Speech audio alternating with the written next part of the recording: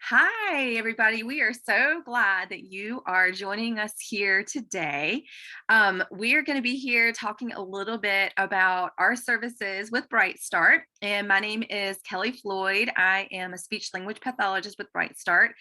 I have been with the company almost 10 years now, actually. I joined our company right before having my first child, and he is almost 10. So I've been doing this for a very long time, and things have changed a lot. And we just want to come in here and share a little bit about that today. And I'm going to let my sweet colleague introduce herself as well. Hi, I'm Kat Robbins. I'm an EI trainer with Bright Start in the Charleston office, and I have been working with Bright Start for 3 years. And I train people to be early interventionists. So I train them in both service coordination and family training. And just the coaching model and working together as a team. And Kelly, would you mind just talking about what you do as a speech therapist? Because I know Bright Start's a little bit special and we do things a little bit differently than other agencies. Yeah, absolutely. I would love to. So, as a speech therapist with Bright Start, our services do look a little bit different. As I said a minute ago, they have evolved over the years, and it looked a lot different when I first started as a speech therapist going in the homes to serve our populations, our 0 to 3 population. And when I first started, we would come in, we would bring all of our toys, and it was very much as if a clinic were coming into your home. So some of you may have in the past gone to a clinic and had those services, or maybe you've had inpatient or outpatient services through a hospital, or maybe you've even had another speech therapist come to your home and do services. And what I have found is our services at Bright Start look a good bit different at this point in our career than they used to, or than other services look coming into your home. And so what that means is we come in and we just come in on our own. We don't bring anything into your homes anymore.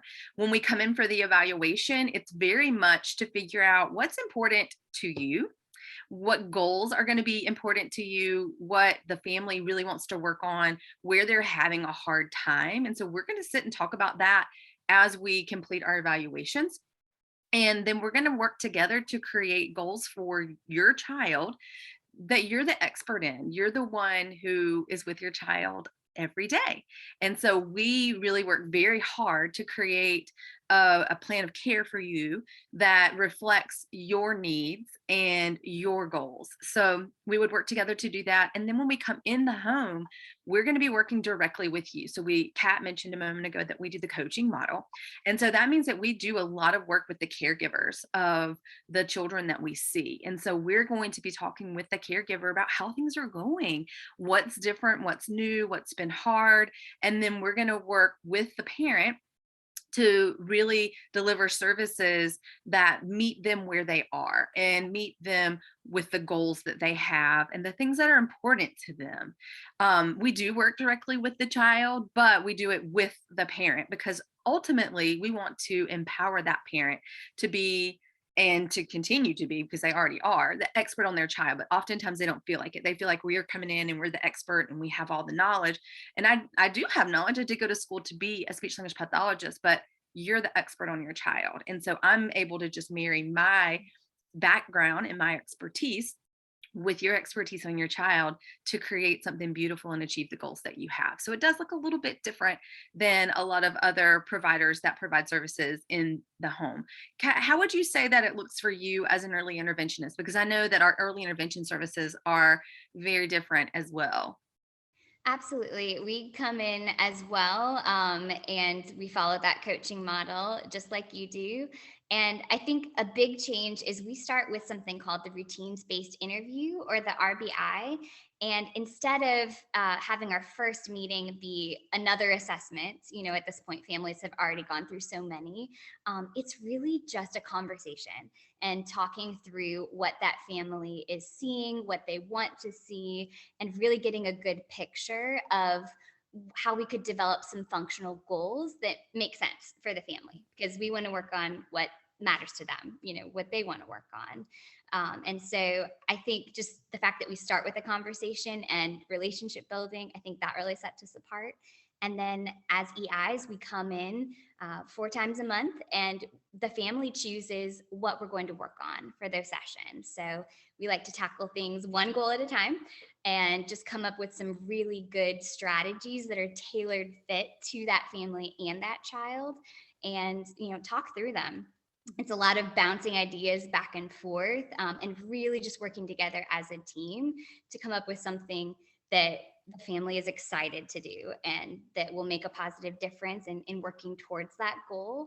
And I think at the end of the day, that's so much more successful than just, having a list of random suggestions that I know in child development are helpful.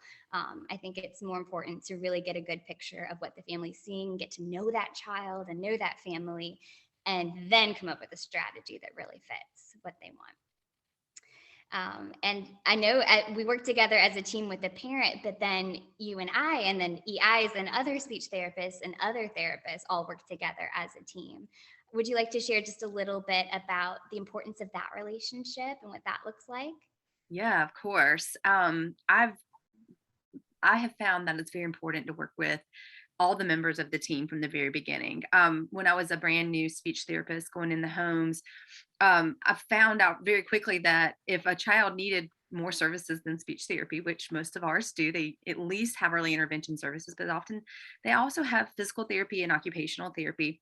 I realized that my sessions were not as good as they could be, as when I began to co-treat, which we were able to do before, with some of the other providers to understand what it was that they were doing, and how I may be able to use some of those things in my own sessions to help them reach goals that they were working on in other areas. And so I found out very quickly that if you work together as a team, if you communicate with your team, that you are able to help that child and that family ultimately make more progress. And their progress is often, I would say, quicker than it would be if we were all just working individually and separately and not talking together. So a great example might be that you're working with a child who is not sitting up yet, for instance, and maybe they're working on sitting with their occupational therapist or the physical therapist or even with their early interventionist. And what they can do is they can share, okay, well, we're working on these things and this is what I'm seeing in my sessions and this is how we do that. And the parent is able to facilitate that because they've been in those sessions. Would you mind letting them do that during your session so that we can work on that while you work on some things that you guys are working on? And so it's been interesting to me because it's helped me learn about the other professionals that I work with and where they're experts in their own fields of study and the areas that they work with the family on. But it's also been very helpful for me with the family to help them work on some of the goals that they're working on in other sessions within my session. It's kind of one of those things where you want to work smarter, not harder. And so if you're with a team, making sure those lines of communication are open and you're letting them know what you're working on and how the child is doing in your own sessions, and then asking them, well, what are you seeing in your sessions? What are you guys working on in your sessions? And that way, also, that whole responsibility doesn't fall on the parent, because oftentimes the parent has to be kind of like the quarterback for the team because they are the one that is in all of the sessions for the most part. But sometimes I don't feel like that's a fair thing to put that all on a parent. So I think it's also our responsibility to communicate with the other providers and make sure that we are all on the same page and all seeing the same thing. Additionally, I also have found in the past that sometimes I see things that they don't see, but they're the experts in. And because I've been so consistent with working with the other providers, I will notice something. I'll be able to ask, for instance, another provider, have you seen this in your sessions? And they'll say that they have or they haven't. If they have, they can tell me how they've been working on it and addressing it, because we often all overlap with our services and the things that are important and how this child is developing, because development isn't just linear, it all Right. overlaps. But sometimes they haven't seen that. And so they're able to then the next time be watching out for that. And then they can come back and say, hey, yes, I did see that. And this is the course of action that we're going to take. And so we can also just be eyes and ears for other providers when we know what's important for that particular family. What do you think, Kat? Do you feel like that's a really important part of your role as the early interventionist to really facilitate that team? Absolutely. I feel like that kind of, everyone being on the same page and being consistent, and even just having the ability to pick up the phone and call somebody else who knows the family, who knows the child, who's working on the same goals, and just talk through, okay, this is what I've been seeing. What are you seeing? And you can kind of brainstorm together, and, two heads are better than one. And you can kind of tackle that situation and in a way that is more effective. And I think anytime I talk to other providers, I always come away with that conversation, having learned something new. And I like that continual growth and the continual knowledge that's just shared both ways. And I think that better serves our families at the end of the day. And then, of course, like you said, if we're all working on the same thing, we're going to see success and growth with that child so much faster because everybody's on the same page. And it makes it, so wonderful and rewarding when you do see the connections happening and the success happening after all that hard work. And I think as EIs, we really, at Bright Start, try to go beyond just the standard meet every 6 months and check in and see how things are going. We want to keep that relationship open and ongoing with providers, and just keep that network of communication open, not just at those meetings, so that we can keep providing those amazing services for families. Absolutely. Well, any final thoughts on the relationship between the therapists and the early interventionists that you'd like to share? Not any really final thoughts, as much as I just feel like that's a really important piece. And I think that has really been strongly fostered at Bright Start. It's something that the owners are incredibly passionate about. They, from the very get-go, have facilitated and fostered us working together as a team and making sure that we make that a priority, and that we are making that a priority. I often even am asked by supervisors, are you communicating with your early interventionist? Are you able to get in touch with them? Are you able to attend those meetings? So, they're always checking in to make sure that we have the tools we need, or the time that we need, or whatever it is, to make sure that we do foster that, really, the team part of our early intervention, because they also know how important it is. So yeah, it's a really big part of what we do. And I think that having that support from the top down makes it so that we can all continue to make that a priority for our I families. think it makes all the difference. Absolutely. Yeah.